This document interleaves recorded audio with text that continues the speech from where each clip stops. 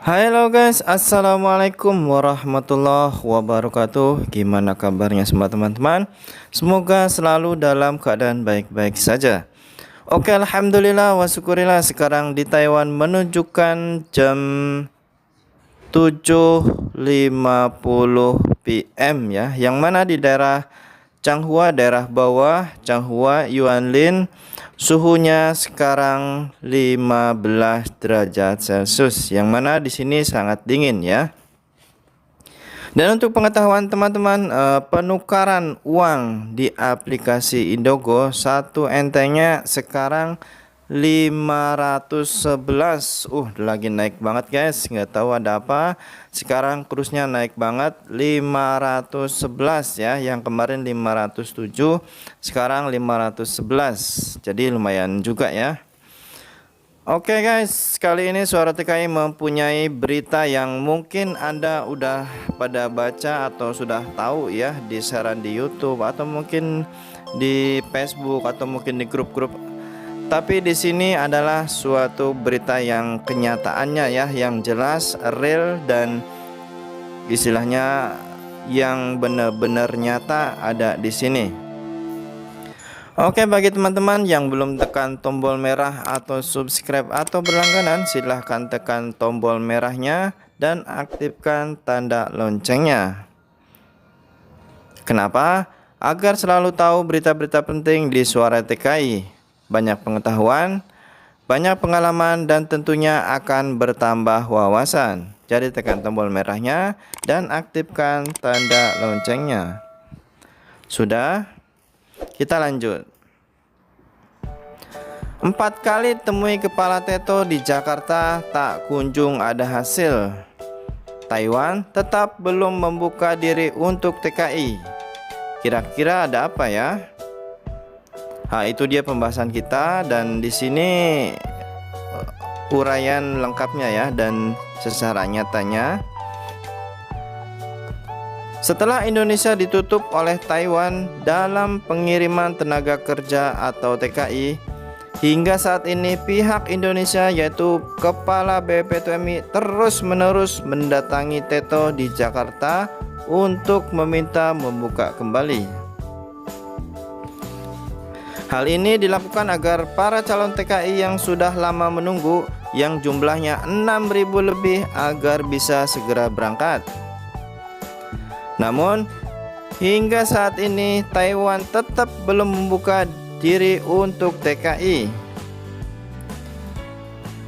Padahal untuk negara lain seperti Vietnam, Thailand, Filipina tidak ada masalah sama sekali dan tetap bisa datang ke Taiwan untuk bekerja, walaupun mereka juga ada yang positif saat sampai di Taiwan. Pertemuan mereka yang terakhir dilakukan pada tanggal 26 Februari kemarin, sebagaimana dilansir Taiwan Today dengan judul Kepala Teto terima kunjungan Kepala BPTMI, bahas penangguhan pekerja migran. Pertemuan itu juga diberitakan oleh website resmi BPTMI dengan judul Temui Perwakilan Teto Kepala BPTMI, bahas rencana pembukaan penempatan PMI ke Taiwan.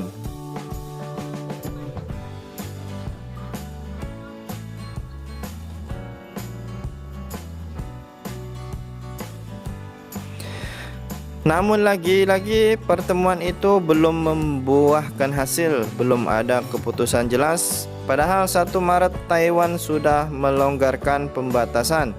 Apakah alasannya COVID? Saya tidak yakin. Kalau menurut BPTMI, penutupan PMI oleh Taiwan ini hanya semata-mata kondisi Indonesia yang belum stabil. Namun, menurut pandangan admin, ada hal lain yang belum ada kesepakatan. Apakah hal itu terkait ngototnya Indonesia meminta semua biaya ditanggung majikan, atau ada kesepakatan khusus di luar itu? Atau sekedar Indonesia yang masih banyak pertumbuhan penularan COVID-nya? Kalau alasannya yang terakhir ini, untuk apa ada rapat dan pertemuan? Toh rapat dan pertemuan tidak akan membantu Indonesia keluar dari pandemi. Ada hal penting lagi yang menurut admin sangat sensitif. Masih ingatkan jadwal pertemuan kedua dulu mengenai pembatasan zero cost yang semua orang menunggu-nunggu atas lantas pihak Indonesia membatalkan secara sepihak. Padahal Taiwan sudah siap dengan pertemuan itu. Kalau kita amati saat ini, Depnaker Taiwan cenderung diam dan tidak seperti dulu menggebu-gebu ingin bertemu BP2MI untuk bahas zero cost. Diamnya Depnaker Taiwan ini menurut admin setelah sharing dengan orang yang tinggal lama di Taiwan, yaitu Ibu Hani TW. Ada beberapa hal penyebabnya. Pertemuan pertama, Kepala BP2MI tidak hadir. Jadi begitu Taiwan punya masukan dan ulasan terus di hold. Dilaporkan dulu ke BP2MI dulu, di mana seharusnya ini bisa langsung ditanggapi. Kedua, rencana 2 minggu lagi pertemuannya, begitu kurang sehari tiba-tiba BP2MI membatalkan atau menunda. Orang Taiwan itu disiplinnya luar biasa. Mereka sangat menghargai waktu yang sudah diplanningkan. Tindakan ini bisa membuat orang Taiwan merasa kurang dihargai. Faisal Shou dalam live-nya kemarin juga menyinggung hal ini. Menurutnya penutupan ini tidak hanya semata-mata karena pandemi, namun ada hal lain, yaitu terkait aturan baru di Indonesia. Hal ini diperkuat dengan diperbolehkannya WNI masuk ke Taiwan, sedangkan TKI yang masuk dalam skema aturan baru. Bahkan ABK, LG, dan penerjemah pun masih bisa berangkat. Karena sektor ini tidak termasuk dalam aturan skema baru yang dibiayai oleh majikan. Menurut Faisal, Taiwan memang belum klik dengan aturan zero cost yang ditetapkan Indonesia. Pertimbangan warga Taiwan adalah terkait jika PMI yang baru datang lantas kabur atau pindah majikan, maka majikan yang mendatangkannya akan sangat mengalami kerugian besar.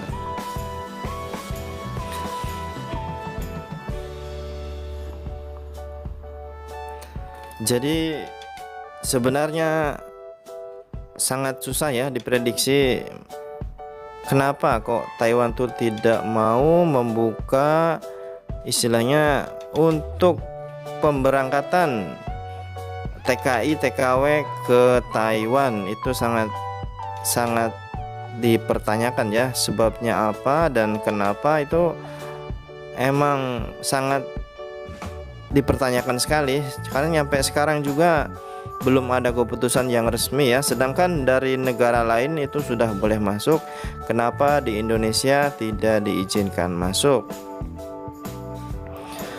Dan menurut jika aturan ini diterapkan, maka angka kekaburan di Taiwan akan menurun dan pelayanan kepada TKI makin baik.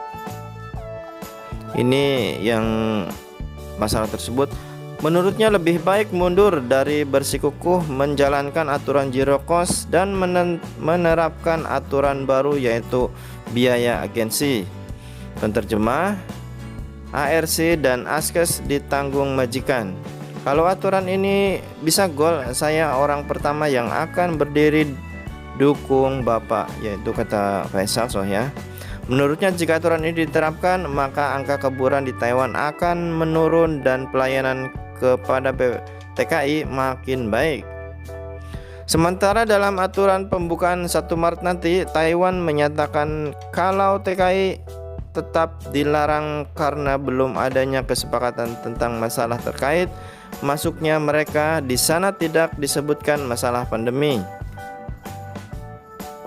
Jadi ininya ruwet banget ya, nggak tahu ini masalahnya apa sehingga Taiwan kok tidak mau membuka untuk masuknya TKI dan TKW Indonesia, padahal nyatanya ABK aja ya bisa masuk ke Taiwan, tapi kok untuk TKI, TKW kok nggak bisa gitu loh. Jadi sangat dipertanyakan dan sangat sulit dipahami ya. Jadi kira-kira apa pendapat teman-teman semua? Silahkan komen di bawah ya. Jadi untuk pemberitaan ini sebenarnya masih panjang dan banyak sekali, saya pun susah banget ya. Saya rasa teman-teman juga akan nambah pusing kalau membaca semuanya atau dengerin semuanya. Jadi sampai di sini dulu, setidaknya bisa dimengerti dan dipahami. Dan kira-kira pandangan dan komentar teman-teman semua itu gimana? Silahkan tulis di kolom komentar ya. Oke, sampai di sini dulu untuk pembahasan untuk judul tersebut, dan saya di sini Roni Saputra, Suara TKI.